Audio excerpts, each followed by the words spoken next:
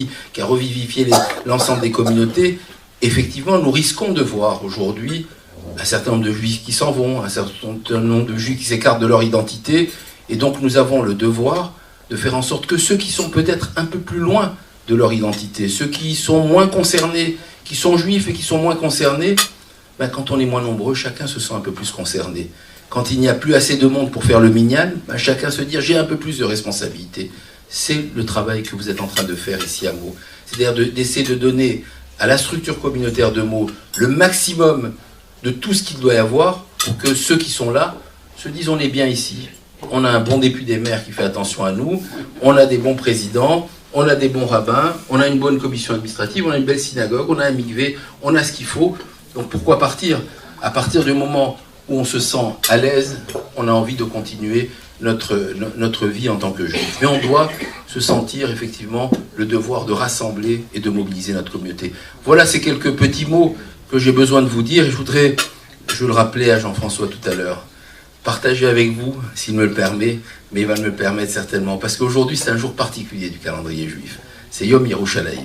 C'est la journée de Jérusalem. C'est la journée où Jérusalem a été réunifiée et où enfin tous les juifs du monde ont pu se rapprocher du Kotel, pouvoir embrasser le mur des lamentations et y mettre des petits messages. Alors il y a quelques années, le jour de l'inauguration de Yad Vashem, nous étions ensemble à Yad Vashem avec Jean-François. Nous étions, moi en tant que président du consistoire, lui il accompagnait le Premier ministre, il accompagnait une délégation qui venait de France dans une grande conférence sur l'antisémitisme qui avait lieu à Yad Vashem. Et puis on avait 1 heure et je lui ai proposé qu'on aille faire un petit saut au Kotel. Et donc nous sommes retrouvés tous les deux face au Kotel, chacun à sa façon, à exprimer notre ressenti, nos prières. Alors dans ce jour qui est le jour de Jérusalem, ça me fait du bien de venir ici, rappeler avec Jean-François son attachement, celui qu'il a eu à la communauté juive pendant toutes les missions qu'il a pu avoir, celui qu'il a eu à Jérusalem en étant à Jérusalem, et je l'ai vu très ému devant le Kotel, je dois vous le dire. Et je voulais, voilà, c'est un témoignage que je ne pouvais pas rater ici. Et je voulais vous dire, voilà, Am Israël Chai, on est là, on continuera à avoir des projets, à accompagner les projets, et on espère que dans toutes les villes de France, je traverse beaucoup de communautés en France, et je dis aux différents maires que je rencontre, tant qu'il y a une communauté juive qui reste ici, la vitalité de la ville, elle est là. Ça veut dire que la démocratie n'est pas en danger. Le jour où la synagogue commence à se dire est-ce qu'on doit fermer, ça voudra dire qu'il s'est passé quelque chose. Les Juifs sont partis d'Orient. S'ils commencent à partir des endroits où il y a une démocratie, ça serait un mauvais signal pour notre démocratie. Alors je suis sûr que tu veilleras avec ceux qui sont là à ce que cette communauté continue à garder son dynamisme et sa force. Bravo, Khazak. Bravo.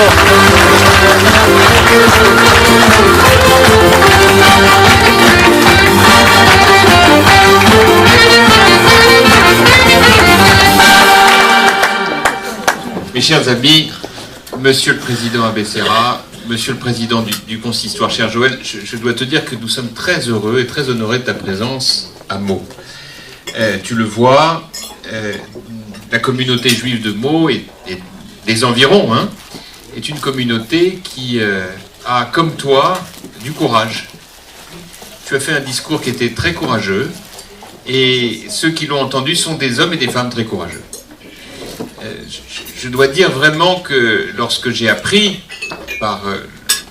Abessera, M. Lévy, qui sont des grands amis depuis très longtemps, que la communauté avait le projet que tu sais, à savoir la construction de ce mikvé à travers une levée de fonds, j'ai trouvé ça formidable.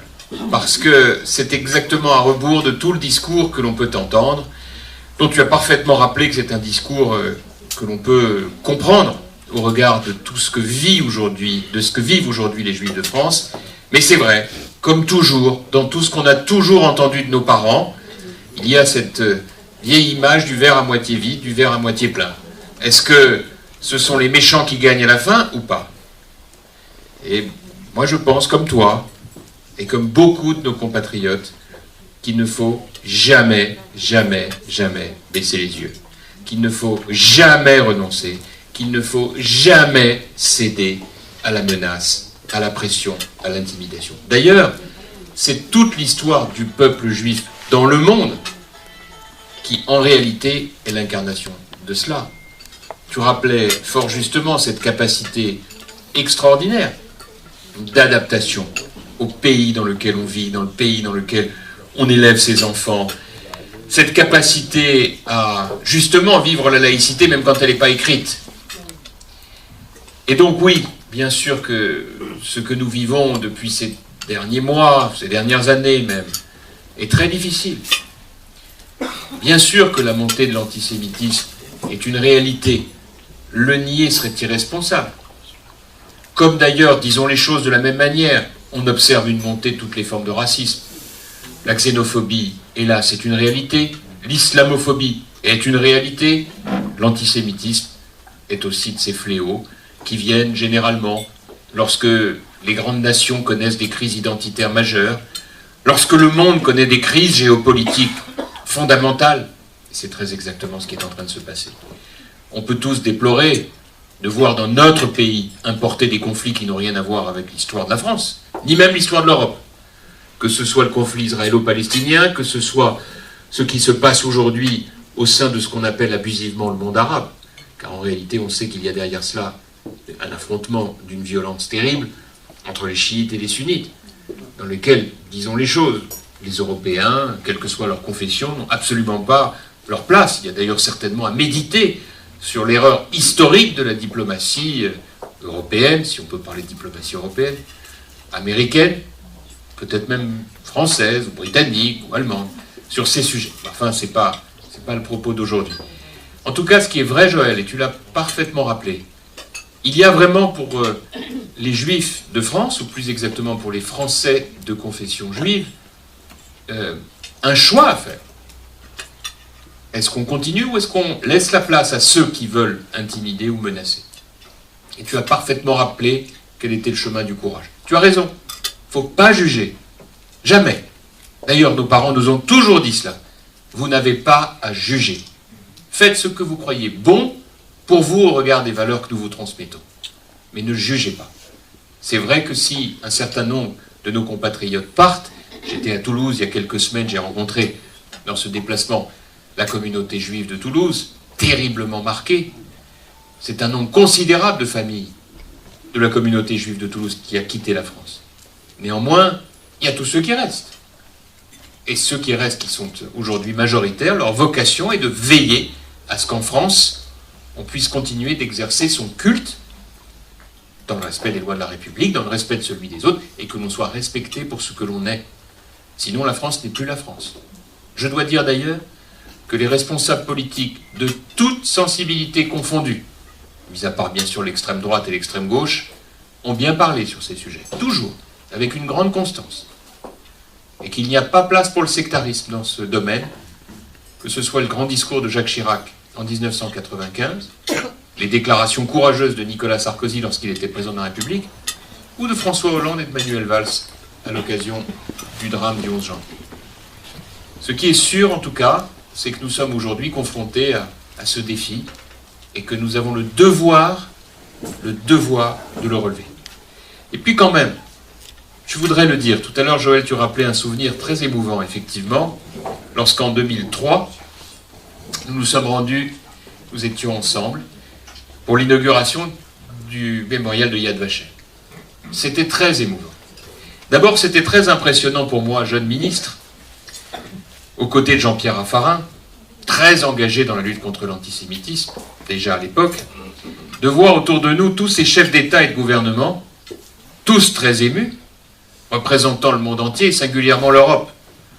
Il y avait le Polonais, il y avait l'Allemand, il y avait les représentants des pays baltes, de la Russie, bref, les descendants des protagonistes de la Seconde Guerre mondiale. Je les voyais tous là, très émus, et je trouvais très important et impressionnant de vivre cela.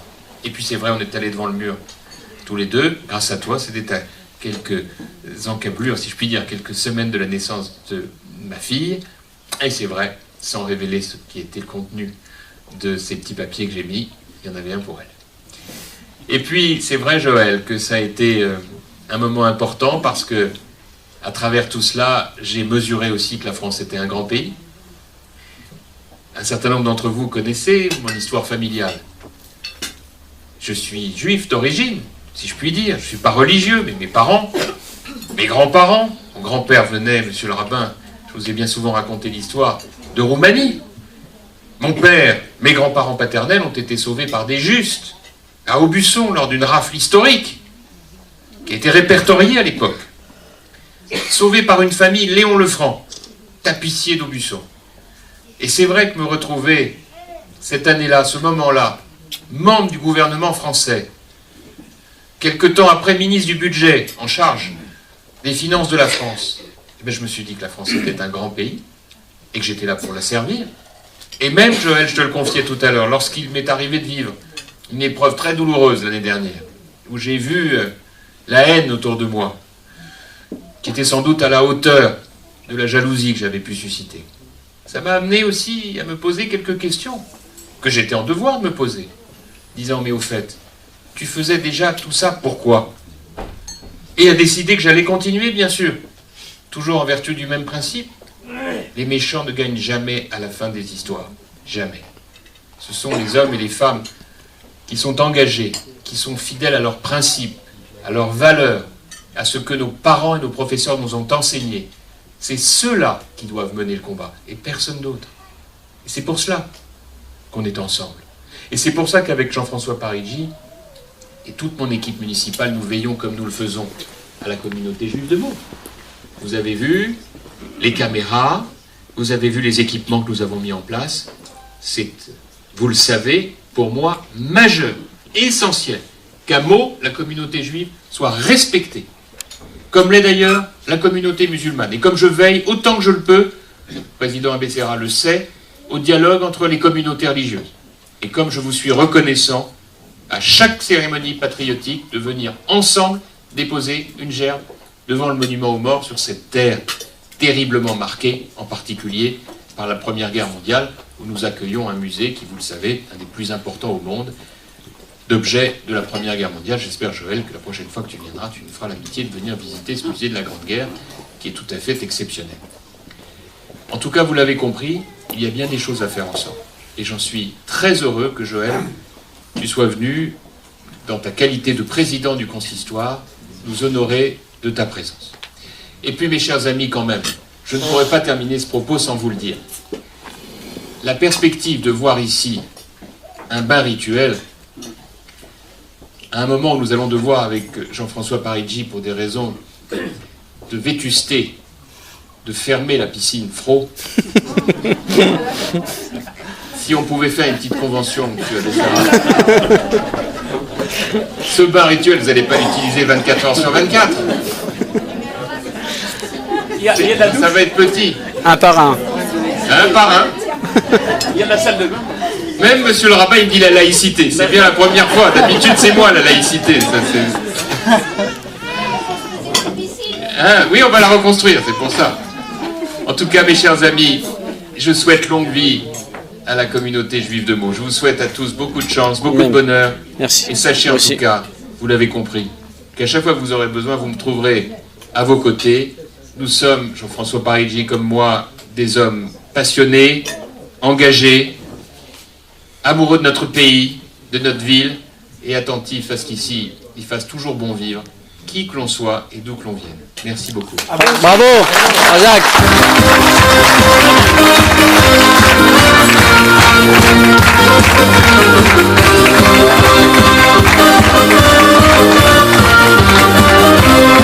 בכל מקום, כל הזמן, יש לכולנו מכאן ועד קטן, ימים יפים וגם פחות, ובינינו תשובה לכל השאלות, יש אלוקים אחד גדול, ובעולם הזה נותן לנו הכל, באפלה נתנו, את הנטייה לכל צריכים לבחור, וזה ידוע חיים במתנה.